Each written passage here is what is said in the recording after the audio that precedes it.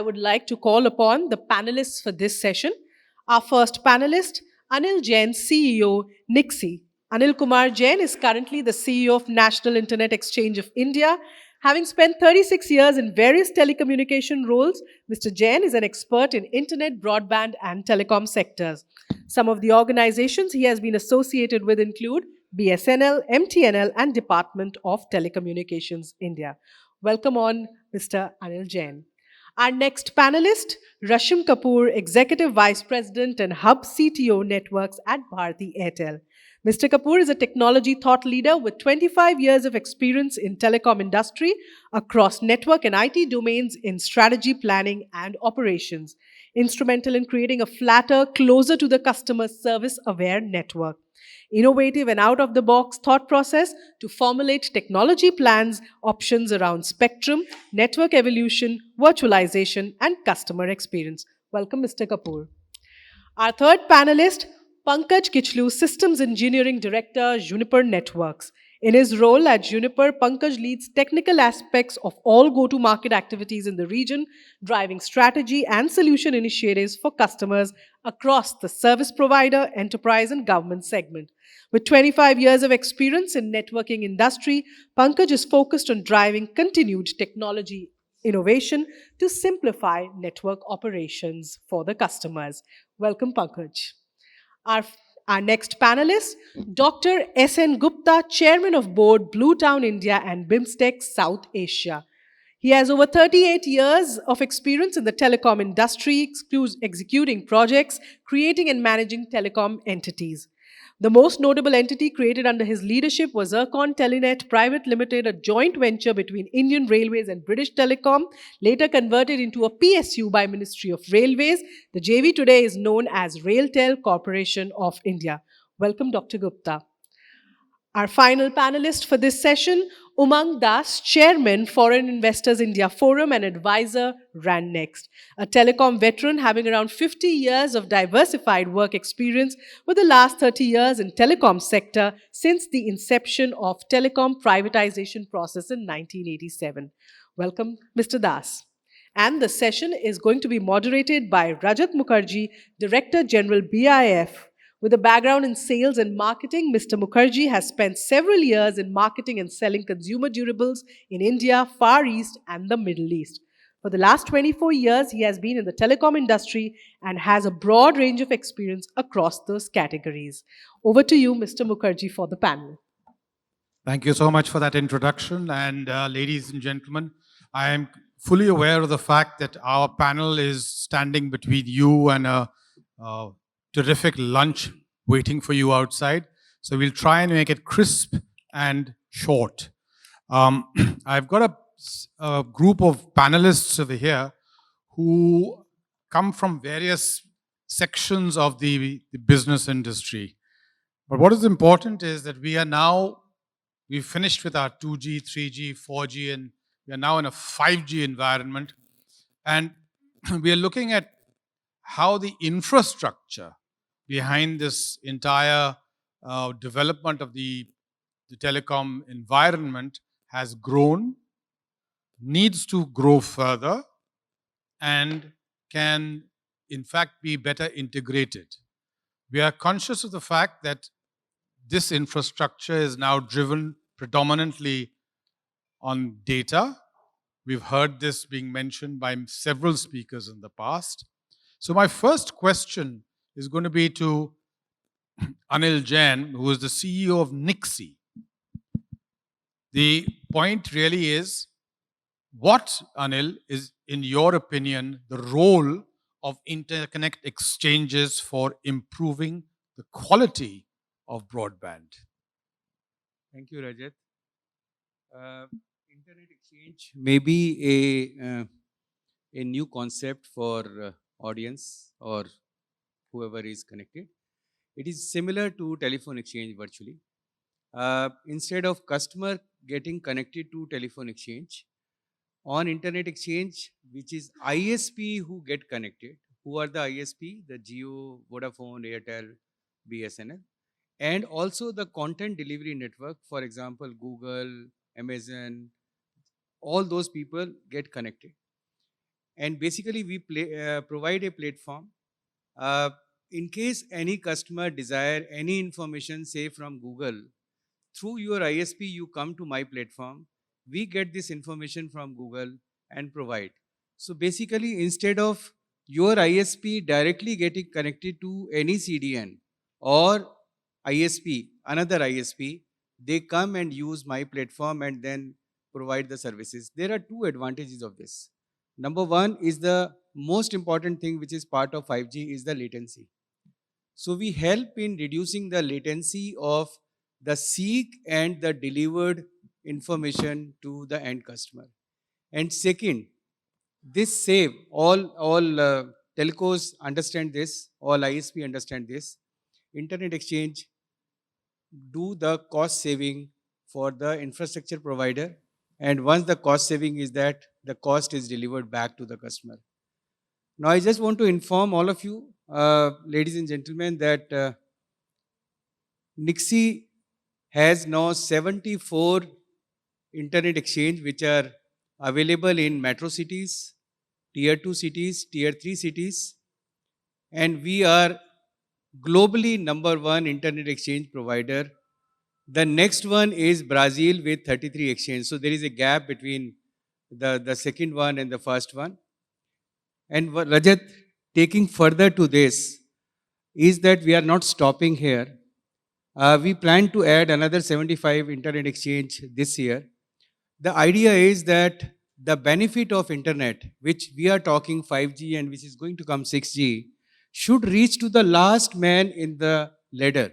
It means that young girls and boys who are sitting and they are living in rural areas, they are not able to get the quality digital benefits as being driven by people like us in Delhi, Mumbai, maybe Bangalore and Hyderabad. So we want that education, digital education, which is available to you and me, should also be available to a person which is in a rural area of Darbhanga or in Salem. Similarly, the health facilities which are available to us should also be available to them. So we plan to have a data superhighway through which every citizen of this country should be able to take advantage of the digital growth in the country. And believe me that this is what is decided by the Ministry of Electronics and IT, that this facility, we are trying to make it available free of cost to all the rural population who are sitting and they are not able to take advantage. Wonderful. Thank you, Rajat. Music to the ears of many a person. Free of cost has become the rule of the law almost, the jungle just now. Rashim, I'm going to come to you a little later because the word of the operator is the final word. But I'm going to jump across to Pankaj to start with. You've heard how important it is that internet penetration and socioeconomic development go hand in hand almost. And therefore, the penetration of the internet in the growth story of broadband is critically important. So what are the ways in which the rate of digital transformation can be hastened across the country? And I'm asking you this question because you've been involved in the laying out of huge networks, including Airtel. So I'm conscious of that. Over to you, Pan. Thank you. Thank you, Rajat. I think there are at least two questions in that one question, but I'll stick to first. Before I answer, the last point, which sir said that there's a culture of free discounts, cashback in India. Let's stop it.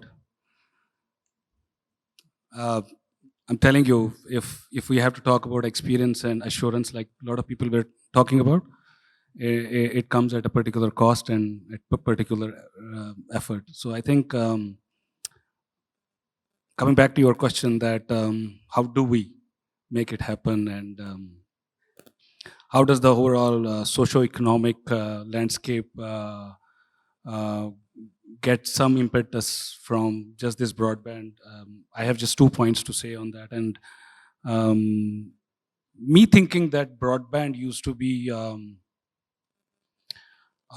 just another tenant in overall scheme of things. I think the recent difficult times and the inflation in interests and the geopolitical situation has fast forwarded the need of this broadband and digitization so much that I can't tell you. So the 2 points which I wanted to harp on is basically how do we make the network of future today? And how do we, also the previous panelists were talking about customer experience. How do we not keep that in center? Because we as technologists in engineering companies sometimes sway away from the center of where customer actually wants. So I think customer experience on the left side and basically making sure that then there is some kind of an assurance or there is some kind of a software or there is some kind of a SDN or AI driven thought leadership. I think if I marry both of them, I could get to what you would have looked for. And to end, I think these are not easy things to be done. I think me starting the career with, I was just telling with KBPSs and people now today doing, petabytes and terabytes and all that. Broadband has silently kept up. We used to call broadband 2 Mbps. People will not even accept that today. 100 Mbps, 10 gigs and everything. So the containers have moved, but broadband has always kept up. And I being there for all these 26, 27 years, I think broadband is your current time utility. Take care of it and don't discount it. Don't ask free. Pay for it. Indian customers, hundreds of millions and billions of customers on internet. I think there are hardly 10 or 20 million who pay, really. I think we should do a cultural shift. Thank you. Thank you so much, Pankaj. So as the broadband, yes, Anil, please. Sorry, gentlemen, I have to rush to meet Minister. So just responding to Pankaj and also informing a very important thing. Pankaj, basically, we are a government company and it is a Section 8 company which works for no profit, no loss. And the basic objective for data superhighway is to build up not only the infrastructure, but also to ensure that those people who cannot afford today, they should not remain, away from this. And nobody's talking about that. Right, I'm so always okay to have two buckets where you have an experience delivered to a desired customer and you have socially bound reasons where you can have a different bucket where you do connectivity. exactly. I'm not saying that. That is what I But am I saying. think sometimes people try to see these two different colors as one, and that's the problem. I'm not saying that we cannot have. So Pankaj, anyway, this is a good, healthy discussion. Second thing, I just want to inform another infrastructure part, which is internet protocol addresses are very, very important infrastructure for internet as a ecosystem. NIXI provide IPv4 and IPv6 to the citizen of this country. And I am very happy to inform all of you that India is leading #1 country for IPv6 adoption in the world today, with more than 79% of the devices are IPv6 enabled. Message which I want to tell is that to just promote IPv6 adoption more and more, NIXI is offering IPv6 free along with IPv4. So in case you have IPv4 and IPv6 both, whichever is the less costly, that we are not charging. So with this, I just want to inform you also the progress which country has made. ICANN has declared NIXI as the best NIR globally in the last year. So we want more and more people to come, take their own IP addresses. I know that it may not be, music to the ear of some of you who are sitting here, because IP is a business for them also. But NIXI provide a IPv4 and IPv6, and I can assure you the moment you apply, we are gearing up to ensure that you deliver the resources within 7 days. Wonderful. So that is what we have Wonderful. tried. Thank you so much. And Rajat, I'm sorry, I have to You leave. know, I Thank you very appreciate much. I appreciate your point. Do we want to? We will make sure that it gets to you, Anil. Thank you so much. Thank you for joining us today. And just to continue this particular point, which Anil has very correctly brought up about the importance of the internet exchanges, and Pankaj's point about how broadband bandwidth is keeping up with the needs of the hour and the infrastructure.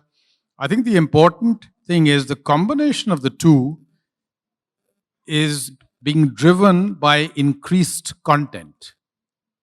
And if there was no content, there would be no use of broadband, really speaking. So I don't know which comes first, the content, the consumer, or the broadband.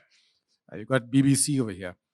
I'm gonna jump across to SN Gupta first, because he's the next person sitting in the line. Doctor, what ought to be the priority from among these various, and I'm going to give you 3 or 4 potential measures to help accelerate the growth of the broadband infrastructure? Now, 1, restoration of financial health. 2, incentivization of pan-India fiberization. 3, rolling out of public Wi-Fi hotspots. 4, speeding up of right-of-way clearances. And 5, conferring a strategic infrastructure status to the industry of telecom. Thank you, Rajat. And first of all, I'm really thankful to Cyber Media and BIF team to give me this opportunity. And the questions, Rajat, you have raised are actually, they cannot be either or kind of thing, like prioritization. Actually, all 5 have to be tackled in parallel, not in prioritization. Each one have same priority actually, and it is doable actually, and because there are different actors in the game to handle these things actually. And as you know, right away, most of the work is already done, means, but still implementation thing is required. And this fiberization of all of the country, actually it started 2011 with that famous NOFN, then BBNL and all that, and now 6 lakhs villages have to be done, though it was priority item, but it has not delivered, so that means it was not handled properly. So just prioritization alone does not solve it, and neither it can be afforded. Everything has to be done, but mainly it has to be executed. It is all about execution. So that is one thing, one message comes. First, work in parallel to all these issues, then deliver the execution part, means get it done kind of thing. But the one question which you have asked, and that is very, very relevant, I'll be coming out with a great something out of my mind, a out of box solution, and that is about your last one you have mentioned about the infrastructure status to the broadband or special infrastructure, or sometimes they call it critical infrastructure. So this started long back, of course. Telecom was given infrastructure status, then they left out the main thing, tower, and the fiber was left over, and they told, okay, telecom is infrastructure. Then with a great fight, they included tower. Then later on, they included fiber also. Now everything is included. But just getting an infrastructure station does not solve anything, according to me. It is just a little bit, maybe a peanut kind of thing you get, what is called in the interest rate and prioritization of the loan. Nothing else happens. Even if you do it, call it infrastructure as a status. What is required actually, especially in telecom and broadband, what we are talking, the total infrastructure, whatever is required, and now we know that earlier it used to be what they call passive, then active, now digital. All these things combined nowadays, they are called digital public infrastructure kind of thing. So that has to be done first. But instead of just calling it infrastructure or any type of infrastructure which have not delivered, though it is already done, we have to bring it to a status one above this, and that is called public digital goods, not infrastructure, public digital good. Once you make this as a public digital good, you know what happens actually. And it is not easier said than done, of course. So what happens is then every stakeholder has a responsibility. Every stakeholder has a ownership. Even a user have the ownership. Government have the ownership. Private sector, industry, everyone owns that. If it is public digital good, everyone controls it. There is no controller, there is no central authority. It is like water, it is like spectrum. What you call public digital good is the key. We should be advocating, maybe through this forum, make the digital infrastructure what we call for broadband or for telecom, for 5G, 6G, call it public digital good. Even if it needs a amendment in the act, let it be there. Because political will is already there. Whatever we tell to the leaders or to the government, they do it actually.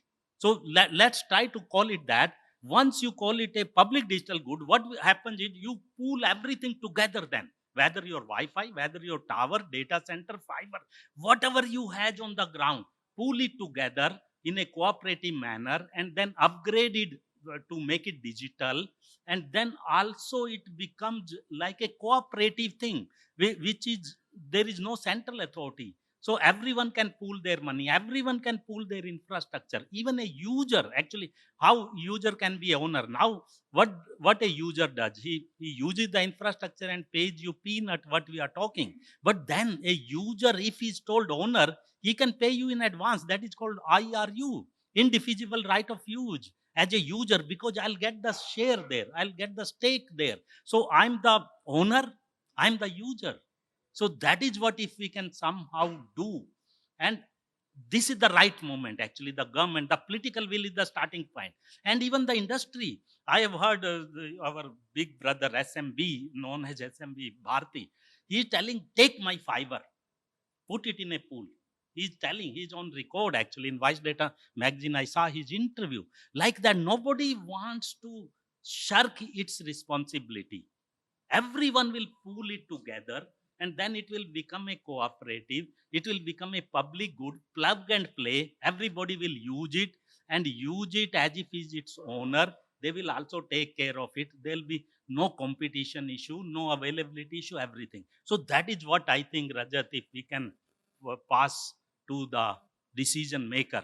Thank you so much, SNG. Thank you. This concept of cooperation is actually beautifully brought out, because in the very, very first stage of tower building, my good friend sitting on my left, Umang Das, was the driver of a co-opetition model of building towers. And Tilak Raj Dua, whom you heard just before us, was one of the people who set up probably one of the first towers which had 6 operators sitting on it here in Delhi, if I remember clearly. And that co-opetition is now the word, I think, which SN is also referring to, and it cannot necessarily be downplayed in any way. Umang, all this requires at the end of the day a fair amount of infrastructure and investment in the infrastructure. And that's what we are really talking about. In order to be able to get the investment right, what mechanisms do you think should be conceived to encourage it, both from the government as well as from the private industry in this particular sector? Thank you. Hello. I'm conscious of the time and the clock ticking against us, but I'll give you an extra 3 minutes. So thanks a lot. Am I audible to you? Yes. Thanks a lot, Rajat. I think we can in fact say that it is almost in continuation with what Dr. S.N. Gupta mentioned, because he really said that there is no 1, 2, 3, 4, 5. It is one all the way. The buzzword is implementation. And implementation not by being at loggerheads with each other, but by being in cooperation and cooperation. You compete in front with the customer so that he has the best choice, and you cooperate at the back so that you are able to offer him the best choice.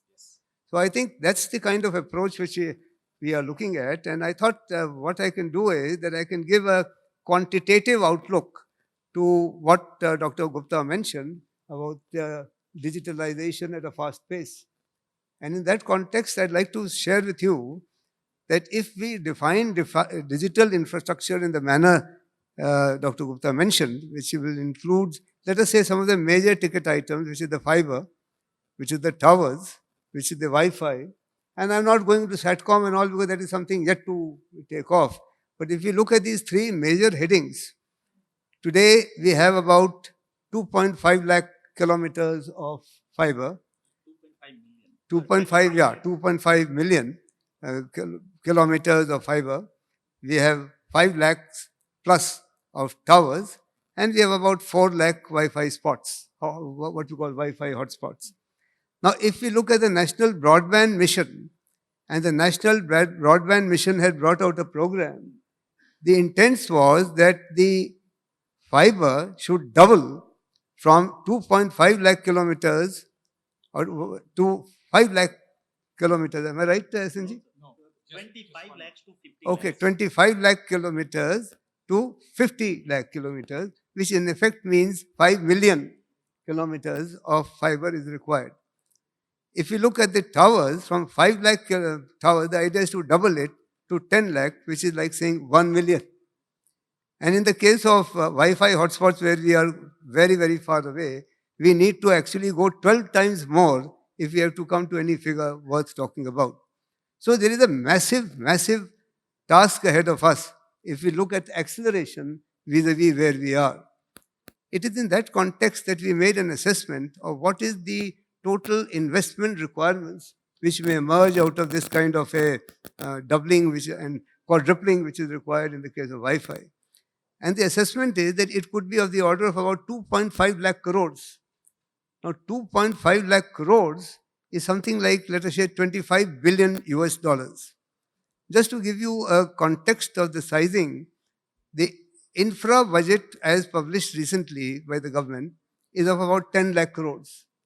Now, in 10 lakh crores, which is equal to about $125 billion, if we are looking at about $25 billion for digital infra itself, it's almost 20%. So 20% is a large figure. And if you forget 20%, but look at the figure itself, which is about $25 billion, this is largely been a private sector initiative. Telecom in India, from the time of the first mobile call on 31st July 1995 till today, has been largely driven by private sector initiative.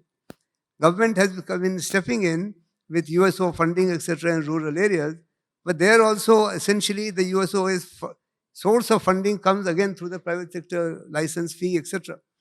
So therefore, if we look at how we are going to raise funding, the issue becomes more of how. I am tackling one aspect of investment. Out of the 5, there could be several others, but I am particularly tackling this. And I'd like to say that will help everything. Money makes the mayor go. yeah, because money makes the mayor go. So I think I have tried to jot down some of the whatever I would call the how part of it. Number one, we should understand that digital infra is the bedrock of the entire Digital India movement and of our New India vision and so on. So if we have to achieve this digital infra being given the necessary status alone will not do, it has to be separated as an independent layer to the service layer. There is a infra layer and there is a services layer. And we should differentiate that where the infra layer has a complete role of itself, which is all about the rollout, and the fundraising which I am talking about in the context is on digital infra. So therefore, the first aspect is how do we separate the two and make the infra layer relevant to that? Now the question is, creating an infra layer by itself will not do the thing unless you have a monitoring task. How do we ensure that the infra layer that we are talking about is in fact rolled out in the time plan of 2 to 3 years, whatever time plan we have? So here the question is that the NDCP had brought out the concept of a National Fiber Authority, which will monitor that. I have always been disputing, should we call it National Fiber Authority or should we call it National Digital Authority?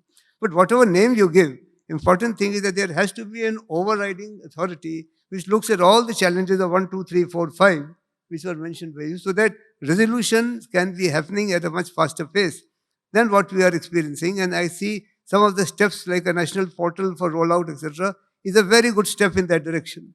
So overall, we need an authority which can take decisions and make things move faster. And it was envisaged in the NDCP itself.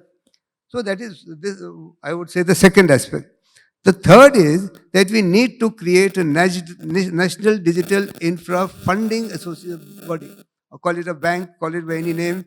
But we do need to set up a national digital infra finance corporation. Fourth is that we have several funding models. InvIT model, where the investment comes through the investment trust, is a model which is generally getting accepted in the power sector, in the road and highway sector. So it is becoming an accepted model. And that is a model which could be applied here, where the funding which we are talking about will be required from international sources. International sources funding in many cases are more cost effective as compared to Indian funding.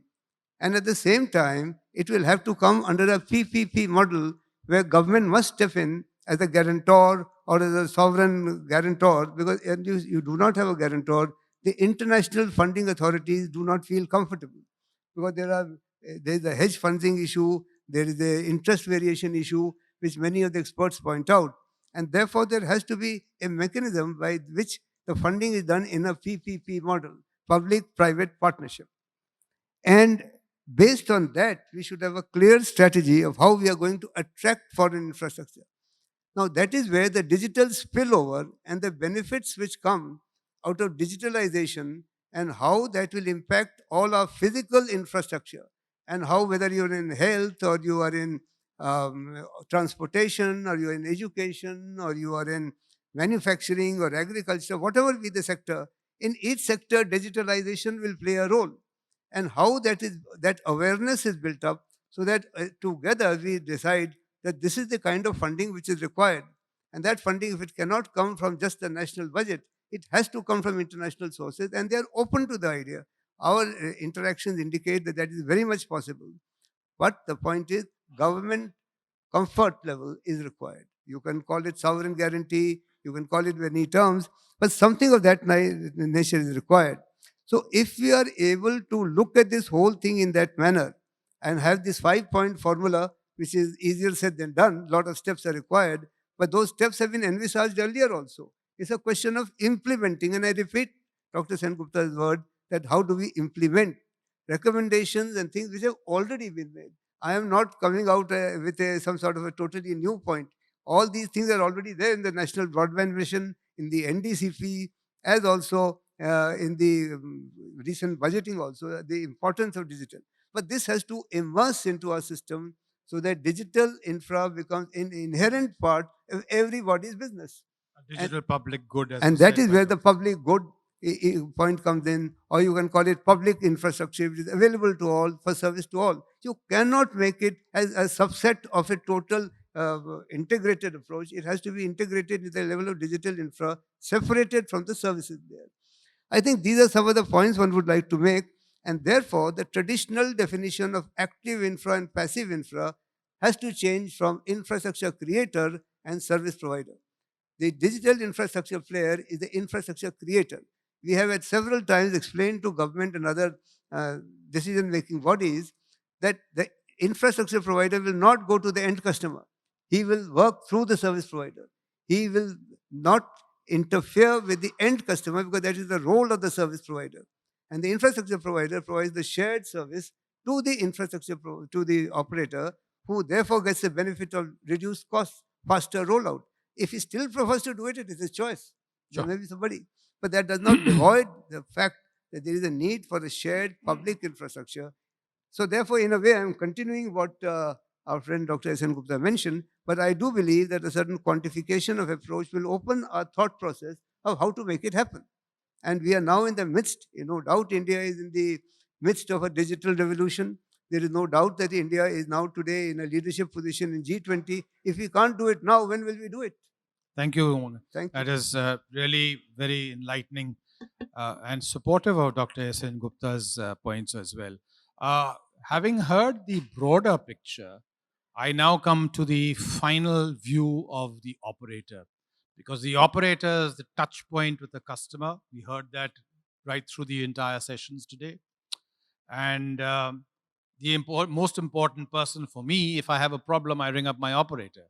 So Rashim, what are the ways of reducing the cost of infrastructure deployment while at the same time ensuring that there is competition?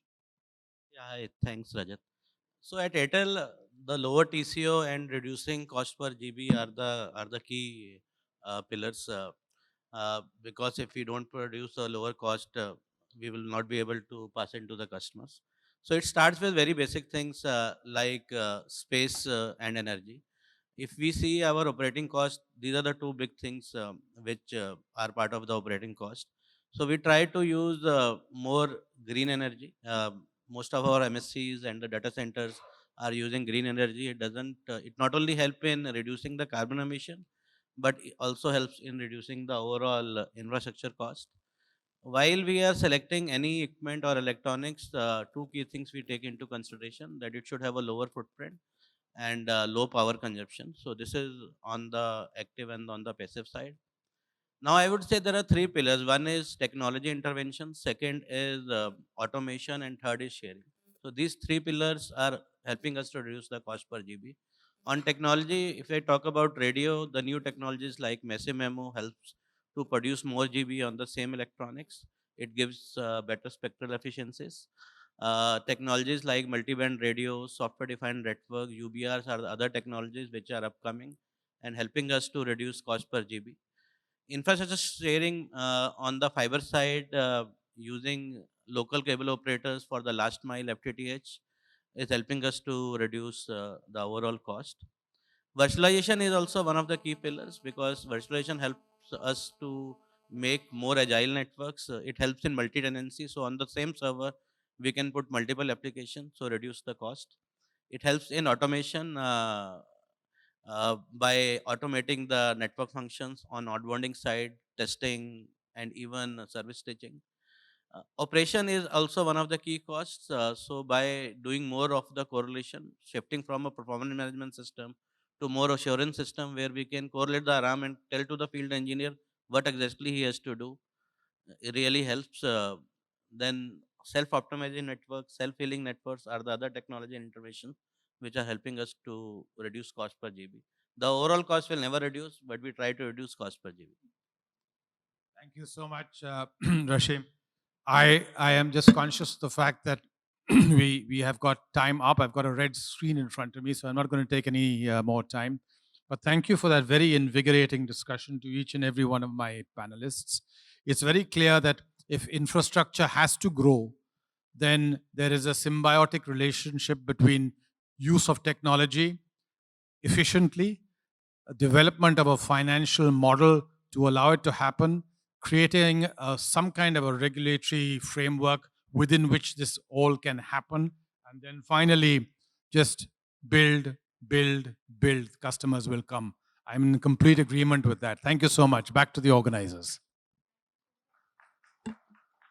Check, check. Thank you so much, panelists.